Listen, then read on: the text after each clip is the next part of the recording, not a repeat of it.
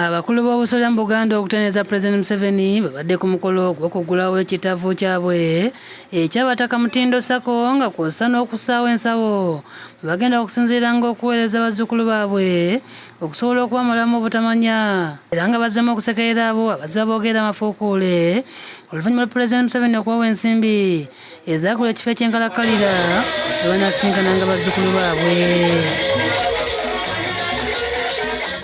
Ettaka lino lisangibwa ku luguudo lwa Kabakanjagala e Mengo okuliraana embuga enkulu eya Bulange. Ng'oggyeko ekyokubawa ensimbi ez'okugula ettaka lino omukulembeze w'eggwanga yabawa n'ensimbi ez'okudduukira ekitavvu kyabwe obukadde 2 era ng'omukolo guno gwetabiddwako abataka abakulu ab'obusolya mu Buganda akwatadde n'abazzukulu baabwe bakatikkiro b'ebika byonna mu Buganda n'abalala. Ssentebe w'enteekateeka y'abataka ey'okulaakulana omutaka Kyaddondo Kasirye Mbugeeramula ategeeza ng'omukulembeze w'eggwanga bwe yeeyama obuwumbi obusoba mu 9 okusobola okugula ekifo kino era nga mu kiseera kino balina enkulaakulana ez'enjawulo ze bagenda okussaako zigenda okuyamba abazzukulu. Twagala tubeere ne jjajja agasa abantu.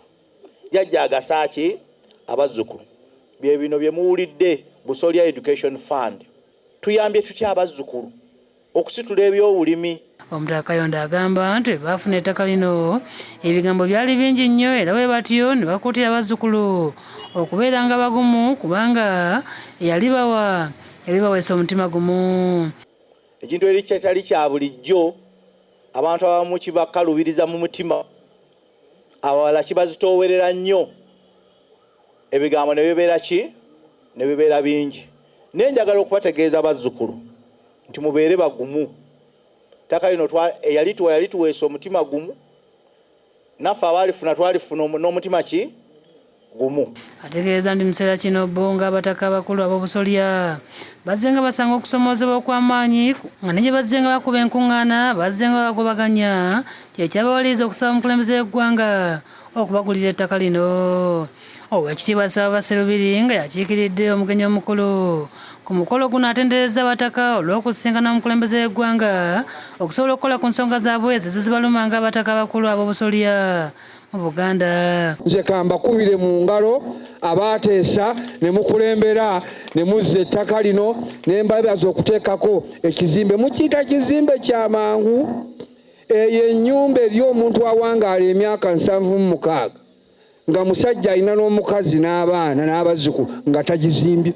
Oweekitiibwa Ssebava wano wakiikiridde abantu abaagala eby'obwereere ensingo n'abasuubiza okubakwasizaako mu kitavvu kyabwe. Temukeerewa, temwosa mukolle, buli muntu yenna mumutuukeko ekizimbe kino kisobole okubeera nga kiggweera mu budde nga bwe mwakibala. Oluvannyuma batongoza ekitavvu kyabwe mu butongole wamu n'ensawo bwe bagenda okuweereza nga bazzukulu era nga bamu ku bazzukulu bano nga bakulembeddwamu Moses Golola baniriza ekitavvu kino kibagambye nti kyakubakulaakulanya nnyo.